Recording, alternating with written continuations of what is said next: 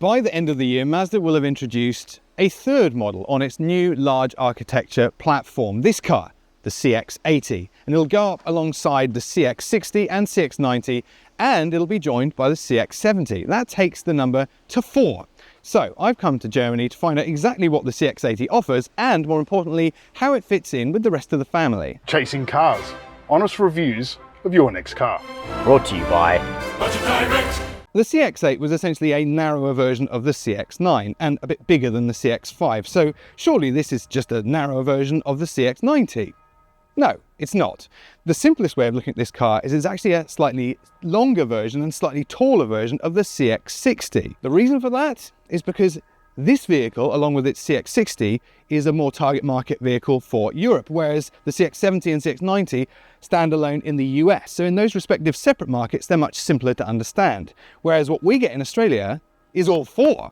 Now, I know that might be a little bit more confusing, and perhaps I'm making matters worse here, but look at it this way. Consider yourself lucky. We get more models in Australia than just about anywhere else in the world. But anyway, don't get confused with all those other models for now, because today we're here to look at this car and focus on this one alone, the CX-80. In the front row of the CX-80, there is a sense of familiarity, and that is for all the right reasons, because of course Mazda is very successfully making ventures into more premium territory. And for the CX-80, you get that same lovely sense of quality and premiumness, if I may have just made up a word there. Spend any time in a CX-90 or CX-60 and you'll get the same treatment. There's lovely materials everywhere. The driving position is excellent. There's clearly been a lot of focus put on maximizing the space and in the right ways on the new larger platform. What these cars all bring is space, and up front there's tons of it. It's a light, airy cabin. The A-pillars are not too thick, so I've got really good forward visibility, and I can find a really good driving position very quickly indeed. But really the thing that I want to talk about in here is just the sense of quality and premium in the cabin. Don't get too excited about this or the white leather, because even though we got that in the CX-90, Mazda's decided that after perhaps too many attacks from ballpoint pens in pockets or children with crayons, that white is just too perilous for Australian families. So we won't be getting this. This is the Takumi interior, but we will get one called the Homura, which is a more dark theme. You still get this nice stripe down the center, you still get lovely quality materials on the dashboard, but as I say, if you like the light interior, then perhaps they're doing you a favor by not allowing you to have that one, because it's just a little bit hazardous after a few years of use. But if you don't go for one of the optional high-end interiors, you still get a lovely interior, as demonstrated by the CX-90 and one of the versions that don't get the full extras pack. Lovely little steering wheel, not too thick or chunky. There's a feeling that they've gone for something that's a bit sporty, but also a balance of luxury.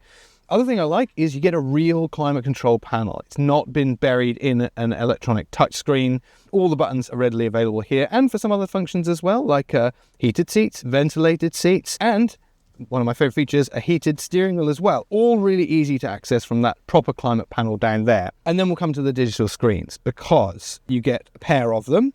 This central one, 12.3 inches, and it's that nice proportion of, looks sort of like a cinema widescreen, so it doesn't intrude too much into the view, well, at all actually, into the view over the bonnet. And I like those proportions. This is actually a really good way of displaying information in the car. But I do have one bugbear with that screen. It is not touchscreen unless you pair a phone via Apple CarPlay or Android Auto. Now, perhaps I'm just showing my age, and that everyone these days immediately pairs a phone and then it would be touchscreen. But I think the system that Mazda's got here is actually quite a good, intuitive, nice native information and entertainment system. And I quite like using it. Sometimes it's nice to jump in the car and just use the native navigation. 50 meters at the end of the road, turn right to Maximilianstraße. Which works very nicely here in Germany, as you can hear from the perfect German pronunciation from the navigation. So perhaps a little bit of showing its age there. And the other way it shows its age is it's essentially the same system that's been refreshed, reskinned and modernized that's been in Mazda for about 7 years. And there's a couple of screens where you can kind of see those graphics look a little bit familiar and perhaps the wrong way. What is great though is this digital instrument cluster, about the same size, super fresh, super sharp graphics here. And that is really contemporary and showing how this Mazda is cutting edge and very modern.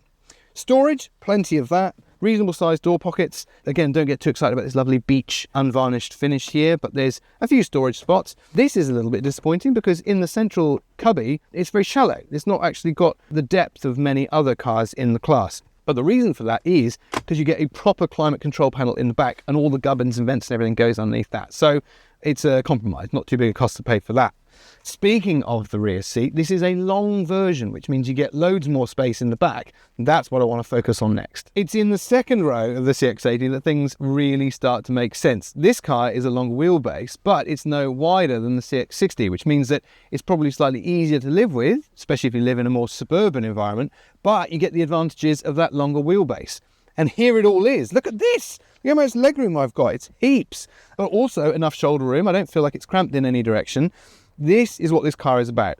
That same level of luxury in the front seats, duplicated in the second row. So what I've got back here is what they call captain seats. Now, this is not standard. This will be an option when it comes to Australia. There's actually two versions of the captain seats. One that doesn't have all this in the middle and you can load people through the two seats. But the version we'll get is this one with the center console. And I'm pleased we get that because you get more storage down here.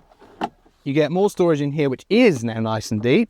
And because of that center console in the front with its own HVAC system, look, we've got my own control panel down here for the separate zone climate control. Again, more actual proper switches and its own nice little digital display. And I've got more luxury here.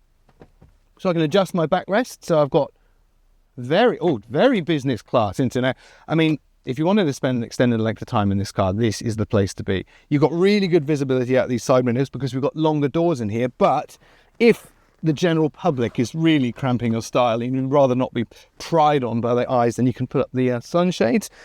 This is really where it makes sense now. 2 USB-C charging points, lots of luxury, more of this lovely quality leather everywhere. So business class in the second row as well. But, oh, what's this? Because it's the long wheelbase version, we get another row of seats again. Now, something I should have mentioned in the second row is that seating rolls 120 millimeters front and back. So you can either free up more extra luxury space for the second row occupants or donate a little to the people in the third row. And frankly, I'm grateful for that because it is a little bit on the tight side back here, just 2 seats here. And you'll notice my head is pretty much in contact with the roof and it's a little bit tight for elbow room as well. For kids, no problem at all back here, but for adults, it's probably best kept for trips to and from the pub in an absolute emergency. But you do get a few nice touches back here. I've got another USB-C charging point. I've got some very comfortable seats. They've got the same nice upholstery that the rest of the cabin has got in here. So a bit of toe room under the seat in front. In an absolute emergency and a pinch, you can accommodate people back here quite comfortably. And keeping with the theme of extra long wheelbase and space, the boot is pretty generous as well. 258 litres with this third row in place. And if you fold these away, that expands to nearly 700 litres. And if that's not enough space, fold all the seats and you get nearly 2,000 litres of space. So 6 or 7 seats in a car that is not much wider than a CX-60 or no wider at all. The packaging is actually very clever. But there's one more thing that I really want to focus on in this car, and one more very unusual feature about it, and that comes down to its powertrains. Like the rest of the large architecture models on sale in Australia, the new CX-80 gets a choice of 2 straight-six engines. It's got the 3.3 litre Skyactiv diesel and also a 3.3 litre turbocharged petrol Skyactiv. So those two we're quite familiar with. They are already in the CX-90 and CX-60. But the CX-80 gets a third choice, this version, a plug-in hybrid. And it's intriguing because it couples a 2.5 litre 4-cylinder petrol engine with an electric motor and a 17.8 kilowatt lithium ion battery. And that means this car has the ability to drive in a pure electric mode up to a pretty respectable 60 kilometers. And that might change the way people want to use their Mazda CX in a quite defined way. So if your commute is from suburbia in Melbourne or Sydney and is less than 30 kilometers, you could potentially do the drive on pure electric power alone, never have to use that 2.5 litre engine. But if you do fire it up, then you have some pretty reasonable performance figures to play with. 241 kilowatts and, most significantly, 500 Newton meters. So this car feels, in practice, no less of a performance deficit as the 2 6-cylinder versions.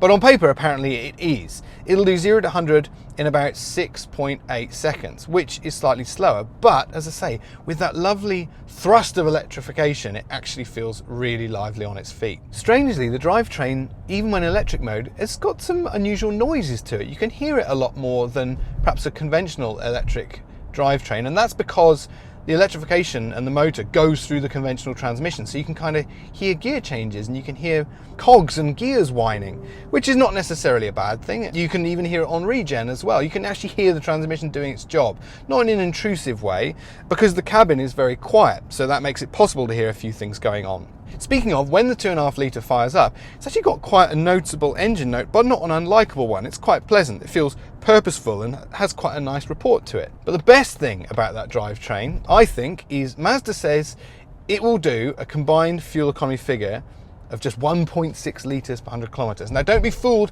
That is taking into account a full battery at the start of your journey. But even with the battery exhausted, over the last couple of days, I've managed a figure of just 6.7 litres per 100 kilometres. So very respectable. Unfortunately, my time at the wheel in the new CX-80 has not involved many rewarding dynamic roads. And so I can't really tell you if this vehicle shares some of the likeable, more sporty attributes of the CX-90 and CX-60. But I suspect it will. We're riding on a platform that is identical to those cars, and although the suspension system has been changed slightly for this vehicle, as I say, the steering feels very similar, but there are other things to talk about. Now, one of the things that a few people have been perhaps reporting on is the ride quality of the CX-90 and CX-60, and I'm one of them. I thought the CX-90 had a ride that was probably more geared to the performance and sporty side than it needed to be. And a car like that, a large SUV with 7 seats, probably needs to offer more of a comfort solution. And Mazda has changed the suspension for the CX-80. Now, whether it was always going to do that for the 80 or whether it was a result of that feedback from people, consumers and the media alike, I couldn't tell you. But what I can tell you is this. On the back end of this car, we have no anti-roll bar, it's been removed. We've got softer springs and we've got an uprated, firmer damper. And the result is a step in the right direction. There's still a bit of a fussy ride over the more small imperfections and manhole covers just like that. It still feels stiff and a little bit nervous, but the primary ride is an improvement. There's lots more flexibility and movement in that suspension over bigger lumps and bumps in the road. So we've gone a step in the right direction. It's still not perfect. I still feel there's room for improvement. There's a couple other competitors in the market that offer a slightly nicer ride quality, but perhaps that's a good compromise with the more sporty and dynamic side to this car, which, as I say, I can't really comment on this first drive. There's a couple of things that perhaps get on my nerves a little bit in the cabin, and that is you've got a speed limit warning that comes in when you go just 1 kilometre over the speed limit, and it's quite an in-depth process to cancel it. There it is, and it will default back on every time you turn the car off. Also, there's just too many bings and bongs. Like, it tells me that I'm going out of lane when I'm not, and it gives me a little bing when I come out to a traffic light, and there's perhaps a little bit too much going on in the way of warnings. As I say, some of those can be turned off, but they seem to all come back on when you ignition off and back on again. There it goes again. There's a sound it makes, which is the same sound as speed limit warning, but it wasn't speed limit warning this time, so I don't really know what it was. Too much information. I've had some time to drive this car at speed. In Germany, we have some lovely, very well maintained autobahns that are unrestricted, and there was a couple of strange vibrations coming in. I don't know if it was a wheel balance issue, which is obviously easy to resolve, but there was also a strange sensation coming through the steering wheel as well. It was almost like lane departure warning was buzzing the steering wheel, but actually it wasn't concurrent with a lane departure warning. So there's a couple things that I'm really looking forward to getting stuck into on Australian roads to see if they're just a local anomaly here in Germany or whether it's endemic to the entire range. We'll find out though, watch this space. So that leaves a lot to talk about when it arrives in Australia. The CX-80, it's got now a plug-in hybrid powertrain, but those two likeable straight six engine with turbos. It's got tons of good packaging features, some technology which I rather like, excellent luxury features, and hopefully at a price that will be compelling and fits in with the rest of the range. That's the Mazda CX-80, a very first look at it in kind of its home ground here in Germany. It's coming to Australia late in the year, and really the only thing left to talk about is pricing. Now, a little bird tells me this car will probably come in around about the 60 grand mark, and if it does, I think it's onto a good thing. If it does anything as well as the CX-8, which was very well received in Australia, I think this car is going to go just as well. You're watching Chasing Cars. My name is Daniel Gardner. Thanks for watching. If you liked this video, hit like and subscribe. And if you really liked it, maybe consider hitting that bell icon so you get notified every time a new review goes live, regardless of whether it's in Australia or somewhere at large in the world, like here in Germany.